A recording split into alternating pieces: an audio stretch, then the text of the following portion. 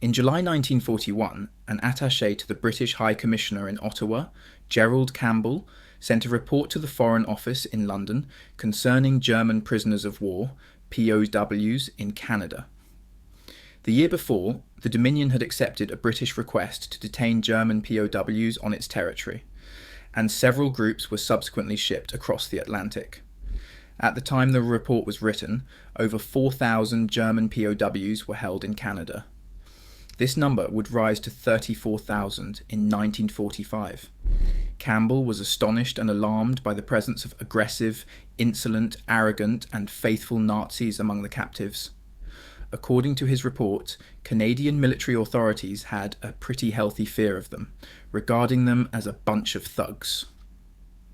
While their bellicosity was an obvious security concern, he suggested that the POWs in Canadian camps were perfect specimens of typical young Nazis who could be observed under the microscope in laboratory conditions.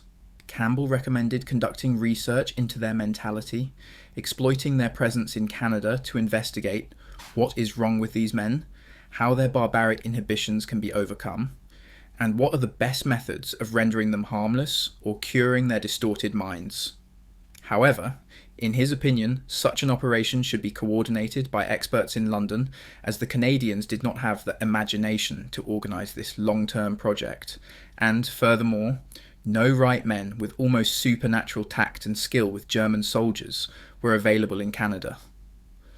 Although there was no immediate response to the report in London, officers at the Prisoner of War Department of the Foreign Office, PWD, decided that intelligence work on German POWs should be intensified.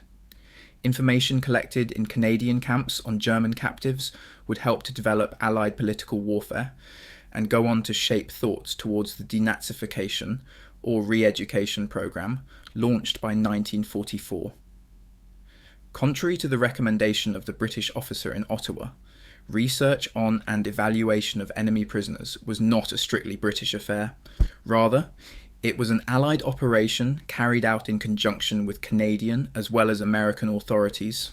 This article sheds light on this cooperative effort by examining the production and circulation of substantial intelligence information and knowledge concerning the mentality of German POWs and their captivity among the North Atlantic Allies during the Second World War. Inter-Allied intelligence exchange was far from being a simple cooperative process. The literature on transatlantic wartime intelligence has shown the complexity of the Canadian-British-American intelligence relationship, as well as the maturing of Canadian intelligence from 1939. Focusing on the Cold War period, scholars have explored the tensions between Ottawa, Washington, and London concerning the sharing of their expertise after the Second World War.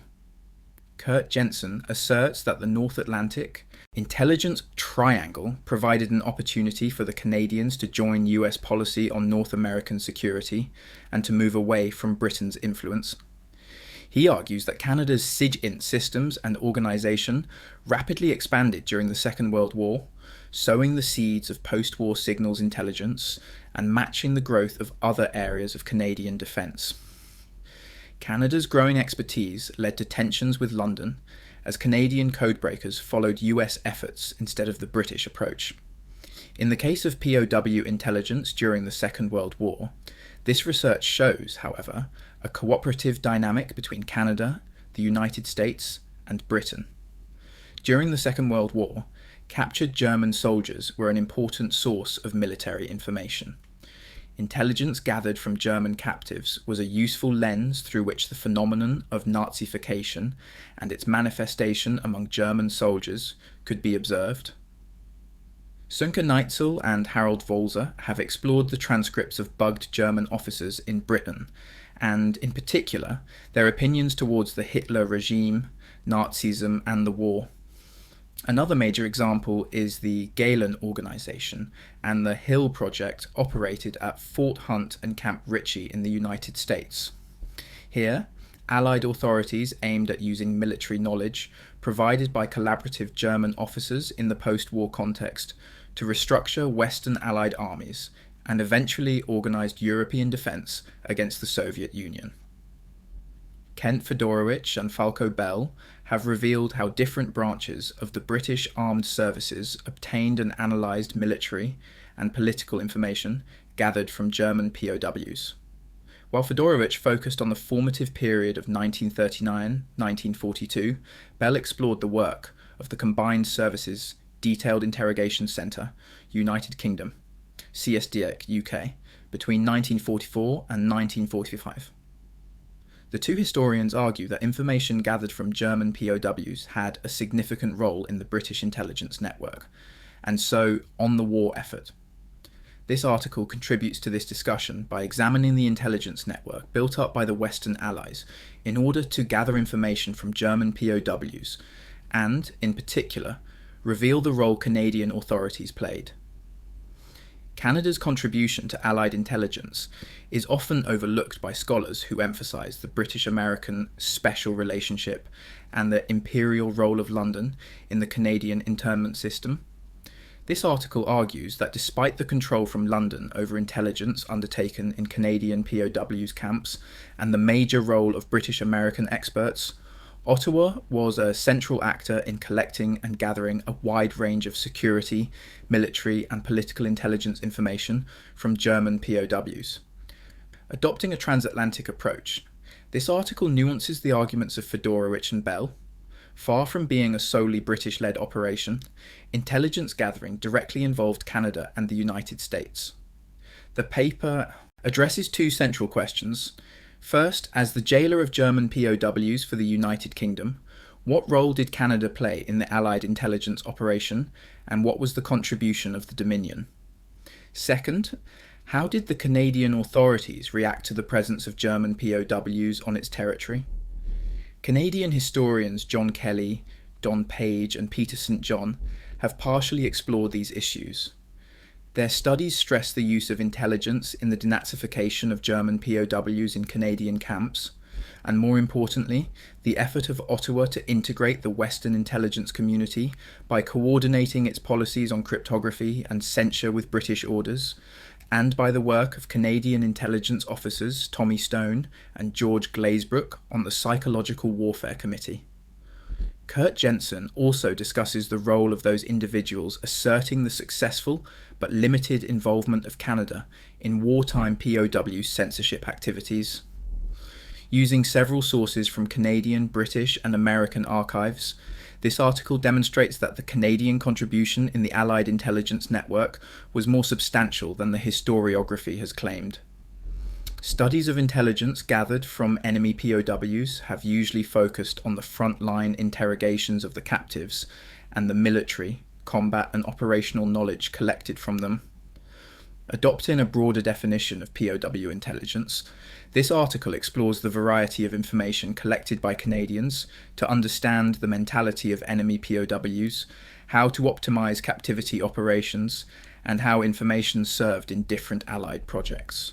Direct observations made by officers, mail censure, and the daily practice of captivity in Canada complemented other materials produced by London and Washington joint efforts, such as individuals' interrogations, bugged room, and captured documents. In other words, the Canadians contributed to the intelligence effort by accumulating relevant non-operational information concerning the enemy beyond military operational insights. Although the value of this volume of information in the decision-making process is difficult to evaluate, the collection of it nevertheless indicated potentially useful knowledge available to Allied authorities. This article examines how intelligence and counterintelligence measures in Canada were useful for the Allies to manage POW camps and secure captivity. To categorise this particular area of intelligence, as yet unexplored by historians, this study refers here to captivity intelligence. Washington, which also detained German POWs on its territory from 1943, worked in close relationship with Ottawa in this area. Canadian and American cooperation was motivated by a shared concern with North American security, exchanging experience and knowledge to ensure the stability of their respective camp systems. The guarding of what they perceived as ardent Nazi POWs, or fanatics, and the prevention of escape attempts were problems for both detaining powers. In addition, Intelligence refers to knowledge of the enemy's ideology and prisoners' mentality. One purpose of the Allied intelligence authorities was to acquire material useful for political warfare against Germany. Information gathered by Canadians by 1940 provided details on morale and opinions of German soldiers regarding Hitler, the Nazi regime, the war and the future of Germany. Special Allied departments, notably the Political Warfare Executive, PWE, and the Psychological Warfare Branch, PWB, considered these observations as highly valuable to develop a secure approach toward enemy soldiers, to understand Nazis' ideology, and also to adapt propaganda material. Also, the three allies collaborated to define which opinions or behaviours were associated with Nazism, how to classify different levels of adherence to this ideology, and thus how to identify fanatical, moderate and non-Nazi Germans. Information on what was associated to dangerous comportments by Allied authorities became relevant for the segregation of POWs according to their political views. Finally, this intelligence was of primary importance to the political re-education programme developed from 1944 and to promote the collaboration of the captives. Canada's cooperation and contribution to captivity intelligence was also politically motivated. Despite the central influence of London on intelligence operations in Canada, this presented an important opportunity for the Canadian authorities to significantly contribute to the Allied war effort as an independent dominion. Ottawa used its experience and expertise on German POWs to promote its reconnaissance among the Allies, especially with Washington. The nationalist agenda spurred the Canadian government on to play an important role among the various Allied authorities involved in war captivity. Responsibility in Britain for coordinating POW matters fell to the War Office's Directorate of Prisoners of War, DPW, but the PWE referred to the Foreign Office. In Canada, the decision-making process remained in the hands of the Direction of Internment Operation, DIO, and the Department of External Affairs.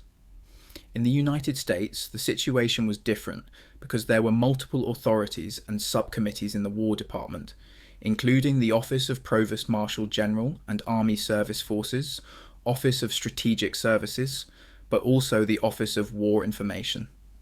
The present research explores the presence of Canadians in this complex inter-allied network between 1940 and 1945. Consignments of German POW were transported from Britain to Canada from July 1940, after Ottawa accepted London's request to intern individuals too dangerous to be held in Britain. British authorities were concerned by the security risk posed by German POWs at a time when an invasion was feared. It was thought that a fifth column or enemy paratroopers might well target POW camps in Britain, releasing the captives. Ottawa agreed to receive 3,000 German soldiers and 4,000 interned enemy aliens. While both countries prepared transport and detention in Canada, the treatment of information related to prisoners, especially male censorship, quickly became a key issue for British authorities. In fact, London declared itself as the official detaining power for POWs in Canada, according to the 1929 Geneva Convention. The War Office defined Canada's role as that of a holding power, meaning that the British had the primary authority and responsibility regarding captivity policies applied in the Dominion. Following this statement, London suggested sending a liaison officer alongside intelligence specialists to support the Canadian authorities organising the captivity of German POWs, coordinating the censorship of male, and training Canadian intelligence officers. At this moment, the PWE directly imposed its control over intelligence, propaganda, and psychological warfare, insisting that all information on POWs was centralised in London. In so doing, the PWE sent a clear message to Ottawa that it was they who assumed the full responsibility for these operations. The Canadians fully accepted their position as a collaborator in these intelligence operations and recognised the leadership of the War Office and Foreign Office, intelligence staff and censorship branches by adopting British recommendations.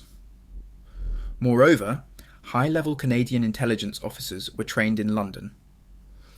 By analysing the mail of POWs and observing them in camps, British and Canadian censors looked for possible secret messages sent to or received from Berlin and tried to obtain useful information on the psychological condition and ideological composition of German soldiers, their morale and the situation in Germany.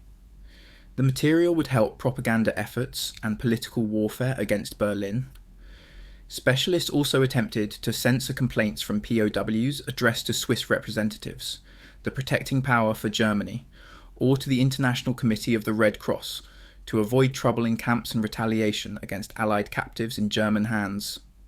In addition to censorship efforts, the PWE requested Canadian authorities to direct their attention to the circulation of media within the camps, especially the reactions of captives to news regarding the war. As requested, Ottawa sent several reports to London on this subject. For example, intelligence officers noted the reaction of POWs to the capture of Rudolf Hess, the deputy leader of the Nazi Party, in Britain in 1941. According to a British-Canadian report, this event revealed different levels of indoctrination among German soldiers, despite their common loyalty to Adolf Hitler. The document mentioned that officers were generally depressed by the news of Hess's capture, in contrast to the apathy among other rank soldiers. It seemed that this announcement amplified existing tensions between fanatical elements, ardent Nazis who denounced the British propaganda, and the rest of the captives. The War Office asked the Canadians to monitor the situation. Meanwhile, the opinions expressed by German POWs were not strictly a Canadian-British concern. The American authorities were also interested in this subject, even if the United States remained neutral at this time. In January 1941, the American National Committee on Morale, a private group of researchers founded by the War Department to elaborate propaganda against Germany, requested permission from Canadian authorities to organise a visit of a small group of psychiatrists and psychologists to a POW camp in Canada. Their aim was to interview prisoners to investigate their views on American society and politics. They were particularly interested in the views from what they perceived as Nazis. Results would provide valuable information for psychological warfare efforts. However, while Ottawa finally accepted the project in December 1941, the situation changed drastically when the United States entered the war and accepted to support Britain by holding 175,000 German POWs on its territory. As a consequence, the project was indefinitely suspended. There are two issues which can be seen in the correspondence and reports covering German POWs in Canadian camps analysed so far. First, an alarmist argument was built around the German POW in Washington, Ottawa and London. Clearly demonstrated by Gerald Campbell's report, German soldiers, with few distinctions, were perceived by Allied officials as highly politicised individuals because of the Nazi ideology and, therefore, considered as a major threat to national security. This perception motivated the expansion of intelligence gathering. As the number of German POWs held in Canada increased to 7,000 by the end of 1941, reports on the morale of prisoners, their political opinions and comportment in camps provided by Canadian intelligence officers became more numerous. The plethora of information produced indicates the intensity of Allied efforts to use these dangerous German soldiers for political warfare. Second, this topic quickly encouraged cooperation and the circulation of information between the three North Atlantic states regarding German prisoners. As a member of this triangular relationship, Ottawa saw intelligence on POWs as an opportunity to contribute to the Allied war effort, not only with its Commonwealth ally, but also with their American neighbours by collaborating and also propounding a new project. In the fall of 1941, the Canadians proposed a scheme to London and Washington of broadcasting short messages from prisoners in Canada to Germany. This idea came from a German radio programme, in which Canadians prisoners delivered messages to their family in Canada. According to the Canadians, this project was an opportunity to increase the audience among the German population and to present a positive image of the Allies, emphasizing their respect of the Geneva Convention by providing good conditions of detention. In addition, it served to prevent complaints from Berlin on the treatment of POWs in Canada. Considering the technical impossibility for the signal of the Canadian Broadcasting Corporation to reach German territory, Ottawa suggested that messages were broadcast by the British Broadcasting Corporation, BBC, or the American radio station WRUL, World Radio University listeners, in Boston, which possessed a broadcast network in Europe. The PWE agreed to the project, but insisted on making the final selection of messages. In addition, London insisted that testimonies should not mention any political or military elements to avoid criticism from Berlin that this program was propaganda.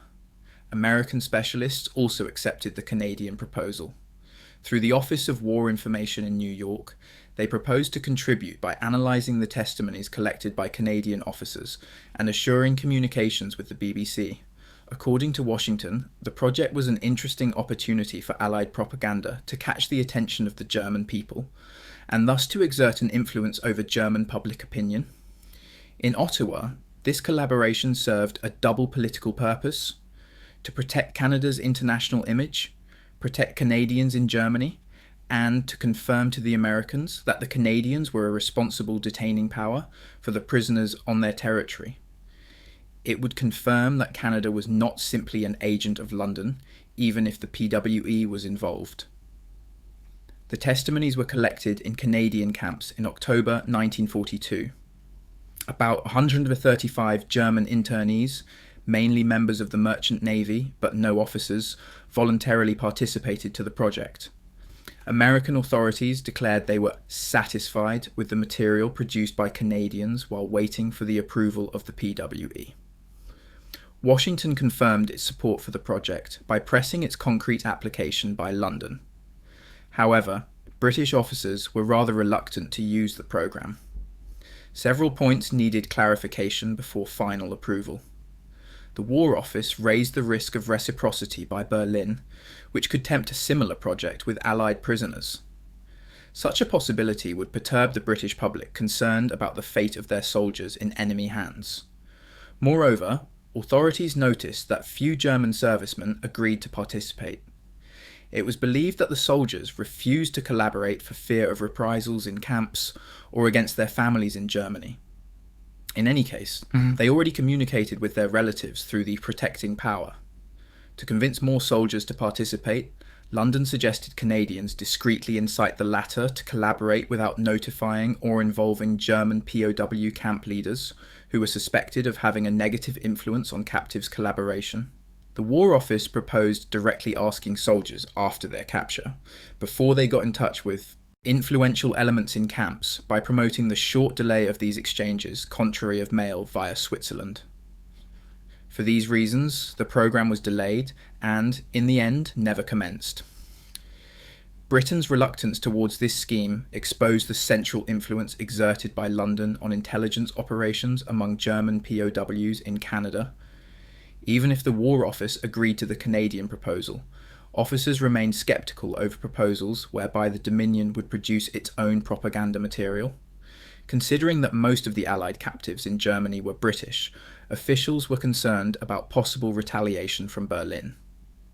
Here, the PWE rejected another Canadian proposal to use pictures of German captives for propaganda because Berlin risked using a similar strategy.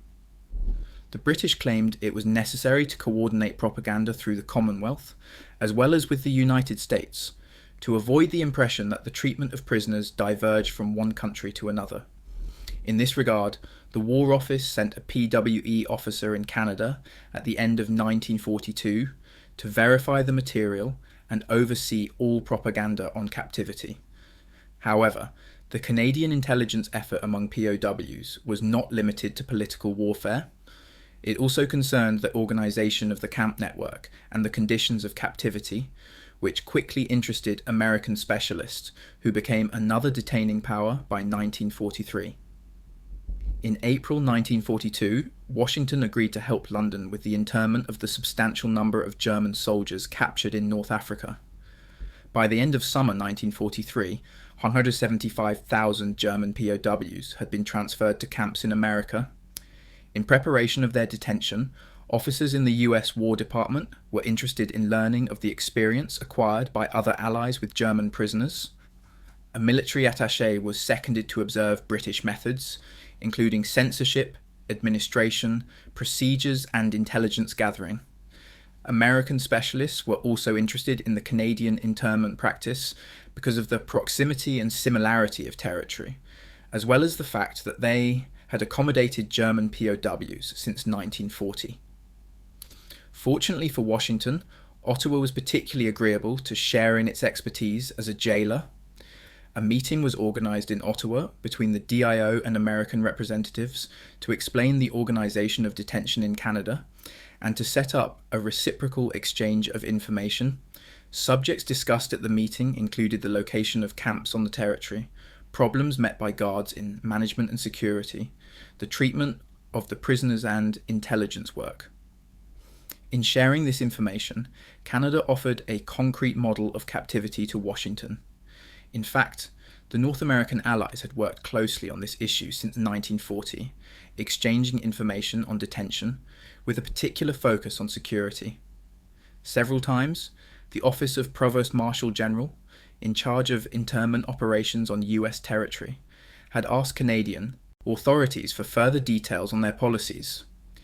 In addition, they exchanged numerous intelligence reports concerning escape attempts, as well as sensitive information collected by censorship officers, the camp commandants, or the guards. For instance, the DOI, in cooperation with the veteran guards who were in charge of the camps in Canada, sent US authorities several reports on techniques used by German POWs to escape. Documents described tunnels dug under barracks, detailed plans made by prisoners, and listed the necessary material and equipment to this end: civilian clothes, maps, false identity documents, money, and even a homemade radio transmitter capable of communicating with Berlin. Canadian experts suggested that their American counterparts pay close attention when ground collapsed in POW camps, which would indicate the presence of an escape tunnel, and then to bury fences down to 2 meters to counter these attempts. In addition, they insisted on limiting the access of prisoners to any items that might help their escape. For example, geographical atlases, building materials, and civilian clothes, and especially to strictly forbid contacts between guards and captives, and so avoid fraternization that could help the prisoners. Recognizing this fruitful collaboration, Washington suggested emphasizing exchanges of information relating to escapes observed in Canada, which Ottawa accepted. During this period, the United States sent liaison officers in Canada specifically to facilitate the circulation of information. Working closely with the American Embassy and the Canadian military authorities, they shared numerous reports summarizing information gathered by the Canadians on the number and techniques of escape efforts, various manifestations of Nazism and violent behavior, and the morale of POWs in camps. For instance, Canadians shared documents found in the cells of prisoners confirming the existence of a clandestine network of fanatics and their methods of escapes and communication between camps on the territory. Called the Harakiri Club, this group of captives planned to escape and to lead suicide attacks in Canada. The Canadians recommended that Washington tighten observation of the prisoners on their territory. In return, Washington also shared information obtained by their censors on this case. In the summer of 1943, the Federal Bureau of Investigation transmitted a report to Ottawa concerning a major escape plan and sabotage planned at the Grande Lane camp in Quebec, discovered in the correspondence of prisoners detained in America. This information confirmed Canadian suspicions of the presence of a group of fanatical prisoners, and the DOI was instructed to dismantle this group by isolating suspected captives. By sharing such knowledge, Canadians and Americans were able to optimize the security of the detention on their territory by focusing surveillance. In addition to documents and reports, Both countries organised visits in summer of 1944 to camps in the United States and Canada in order to physically observe how policies concerning captivity were applied on the ground. Officers from the OPMG, the Special War Problem Division, and a British military attaché visited Canadian camps. Their report noted the competence of the veteran guards in Canada in the surveillance on POWs. The veteran guards were composed of former military personnel, some themselves having been POWs during the First World War, and were particularly motivated working as guards in POW camps. The experts recommended a similar measure for the United States. 2 months later, officers of the DIO and DEA visited American camps and remarked on the segregation used by authorities, which was stricter than in Canada. Canadian observers suggested Ottawa take the same approach by isolating troublemakers in order to break their influence in camps and encourage better collaboration from other prisoners. Captivity intelligence was built according to a Canadian-American joint effort to concentrate a maximum of information concerning the detention of enemy soldiers.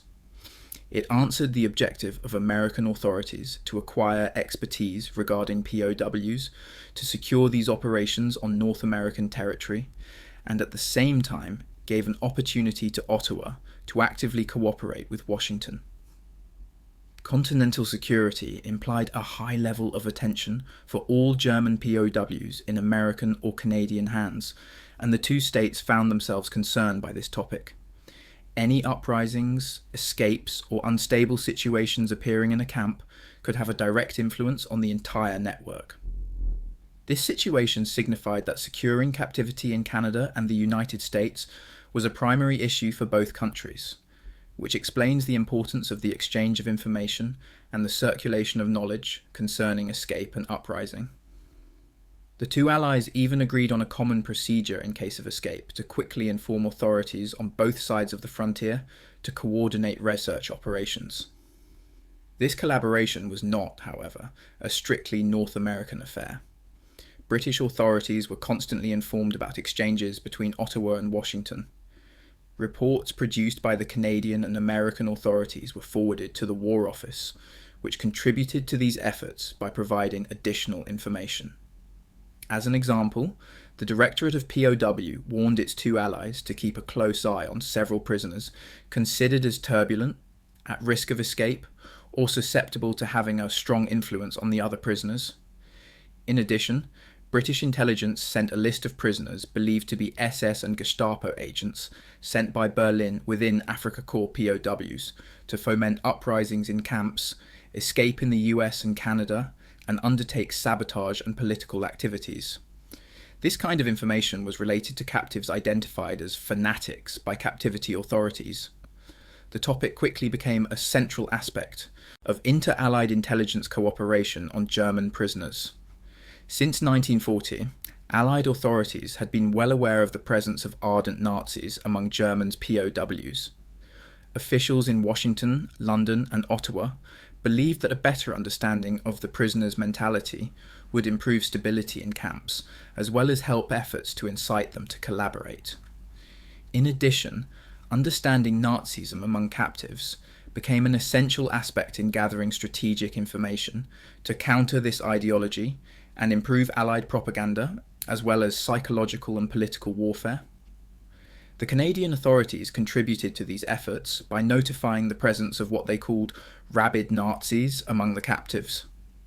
The numerous reports produced by the Canadian Intelligence Service and camp authorities contained many references to what they referred as extremist elements and fanatical Nazis, with examples such as declarations from prisoners, arrogant or violent conduct, explicit manifestations of Nazism, or any positive opinion mentioned in mail or in public with regard to Adolf Hitler or National Socialism. According to the reports, the main problem was that the radical elements in camps impeded the participation of prisoners in the diverse working and educational programs or disturbed daily routine within the camps. Some prisoners identified as fanatics were suspected of lynching and murdering fellow prisoners who cooperated with the captors and those showing a defeatist attitude towards the war. Furthermore, these disruptive elements refused to accept any defeat of the Nazi regime. According to Canadian military officers, extremist captives would threaten the future peace with Germany. The Nazi doctrine seems to be predominant and to be enforced on all the prisoners with the same overbearing violence that has prevailed in Germany. One prisoner has been hanged by his comrades. Another has committed suicide. There is no sign whatever of recognition that the conduct of the German people in respect to this war has been wrong or of regret for that conduct, nor is there any sign of an acceptance of defeat.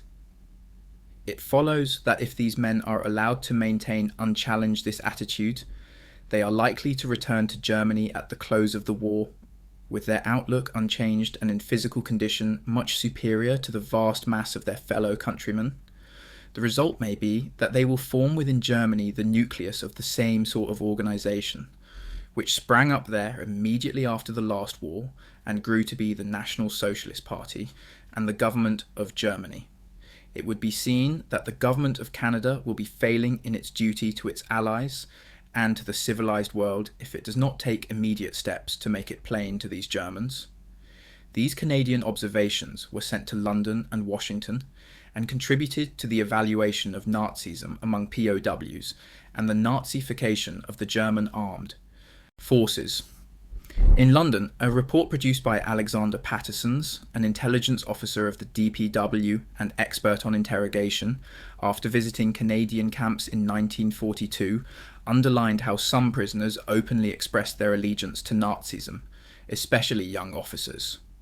According to Pattersons, it was paramount that some attempts be made to counter this ideology in order to turn a Nazi into a human being before their repatriation. Confirmed by Canadian reports, many captives adopted an arrogant and aggressive attitude and denied the reality of the conflict for the German army. However, despite Patterson's conclusions, the War Office rejected any direct measure to change the mentality of prisoners in order to avoid complaints against what could be perceived by Berlin as an indoctrination attempt. Rather, it emphasized efforts to understand Nazism and the psychology of the prisoner by stressing the importance of propaganda material and educational programs offered to prisoners. Knowledge on prisoners would be useful in establishing an advanced denazification program. At the same time, as the majority of POWs had been in Canada since 1940, the Canadians were requested to contribute by discreetly pursuing observations and collecting information on German prisoners. Moreover, British experts insisted that their Canadian counterparts continue to focus on the censorship of mail because of the relevant information it contained concerning the situation in Germany, especially the morale of the population, material conditions, the effects of strategic bombing, and popular support for the regime. Also, it helped to improve the quality and direction of Allied propaganda to Germany. Here, German prisoners were used to test Allied propaganda material by observing their reaction when confronted by declarations and ideas related to democracy, the international community, and the future of Germany. In the War Office, information gathered by the Canadians was considered relevant because it focused on Germans detained for a longer period and expressing a strong faith in the Nazi regime, especially those captured in 1940, compared with POWs from France. Direct contact with such individuals appeared useful for the Allies in developing a common approach concerning the future of Germany. Considering testimonies and opinions expressed by Germans' POWs, British experts declared it essential to focus Allied propaganda on denouncing the Hitler regime and Prussian militarism, but also on clearly preserving the German civilian population by avoiding mentioning the destruction or dismantling of the country or any vindictive terms, as well as promoting the concepts of democracy and freedom. Proving that the effort to understand German prisoners was an inter-Allied operation, all information collected by the Canadians, as well as British recommendations, was forwarded to Washington. Hence, by 1942, the Americans had received numerous reports alerting them to the presence of fanatical Nazis in the Canadian camps. A report on the opinion of prisoners in Canada prepared for Washington confirmed that more than a third of the captives were considered to be violent Nazis, and that the majority held a clearly negative opinion of the United States. The American government was accused by many interrogated prisoners of being responsible for the difficult situation in Germany after 1918, and also the current conflict due to their control over the global economy. Furthermore, American forces were described as barbarians by several German servicemen because of the campaign of air bombing orchestrated against Germany. Nevertheless, the report argued that several captives were also openly anti-Nazi and that they adopted a cooperative attitude with the authorities. Thus, it suggested avoiding a hasty generalization of the mentality and political leaning of the German prisoners. Colonel Edward Davison, chief officer of the American Psychological Program, confirmed the observations noted by the Canadians. Davison visited Canadian camps during the spring of 1943 with two psychologists to assess the political beliefs of prisoners, as well as policies tested by the Canadians to counter the indoctrination of German soldiers. A significant proportion of enemy servicemen in Canada had been captured during the successful period of the German army between 1940 and 1942, and these individuals were arrogant as a result, according to the Allied authorities. Many of these prisoners expressed a blind faith in German victory, and constantly repeated National Socialist myths and precepts when questioned by interrogators. Some mentioned the superiority of the German race, the international order where Germany should have a dominant position, an anti-Semitic conception of history, and explanation of the political situation of Germany since 1918. As few German POWs were held by the Americans during this period, German specimens in Canadian hands offered a relevant corpus of research for Colonel Davison's team. Davison's report informed high officials in Washington about the problem of the indoctrination of German soldiers, while 175,000 were on their way to America. Obviously, the presence of fanatical Nazis was not limited to Canada. Several reports confirmed the presence of radical elements, but also openly anti-Nazi prisoners among German POWs from the Afrika Korps, detained in the United States by the summer of 1943. Documents from the OPMG during this period underlined that similar violent conduct as reported in Canada, such as Nazi parades in camps, lynchings and murders, was also observed in the United States. In response, American authorities started discussing possible solutions to this problem. In the War Department, some officers emphasized the need to denazify German servicemen, especially considering that the Soviet Union had undertaken such programs on its territory, according to British intelligence. With this purpose in mind, Collier Davison submitted a plan to Washington in 1943 suggesting directly confronting National Socialist ideology among prisoners with material and lectures on democracy. However, the American chief of the OPMG, General Alan W. Gullion, and State Department high officials rejected this approach, highlighting their doubts about investing resources in a project with a small chance of success, and where there was a risk of being accused by Berlin of violating the Geneva Convention. Clearly, London, Ottawa, and Washington were aware of the need for denazification, but remained reluctant to fully attempt a concrete program with the war still ongoing. However, the three allies expressed similar concern over this issue and looked for solutions by sharing information on this subject. By 1944, common points between the jailers emerged from exchanges. First, they stressed the importance of identifying the radical elements and separating them from other captives to ensure stability in camps and facilitate the collaboration of anti-Nazi prisoners. In addition, the Western Allies tried to take advantage of this direct contact with Nazism to understand the structure of Nazi indoctrination and to establish common standards to categorize individuals as fanatics and anti-Nazis. Also, analysis indicated that the German officers and soldiers captured before 1943 were clearly more committed to Nazi ideology than recent group of captives, including young disabused soldiers and servicemen from annexed territories. The Canadian authorities participated widely in these conclusions. Reports from specialists in Ottawa showed that several individuals identified as rabid Nazis since 1940 continued in 1944 to express an opinion reflecting National Socialist ideology, myths, and concepts, while refusing to accept the obvious defeat of Germany. Also, documents indicated that the captives considered fanatics were numerous among the officers, and that they exercised a strong influence and censorship on the other prisoners.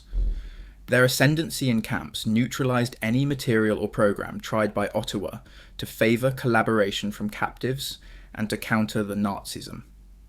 The Canadian Intelligence Service produced a special report, which compiled information collected in the mail and via the observation of the prisoners regarding the celebrations of Adolf Hitler's birthday in April 1944 in several camps in Canada. Specialists concluded that most prisoners actively participated in the ceremony and expressed a positive opinion concerning this event. It was described as a demonstration of patriotism and a blind faith in Hitler. Despite several signs of weakening morale observed among the captives during the last weeks, fanatical elements, according to the Canadians, took advantage of this day to stimulate the morale of other prisoners. This information was widely circulated within the Allies, while the document was sent to London and Washington. Following the Canadian report, London refused to allow this type of celebration on its territory. Moreover, these observations contributed to the discussions in London regarding the post-war treatment and reconstruction of Germany. Considering the morale and the psychological condition of a large number of Hitler's soldiers, British authorities decided by 1944 to attempt a denazification program on German servicemen before their repatriation. The latter directly implied support from the Canadians,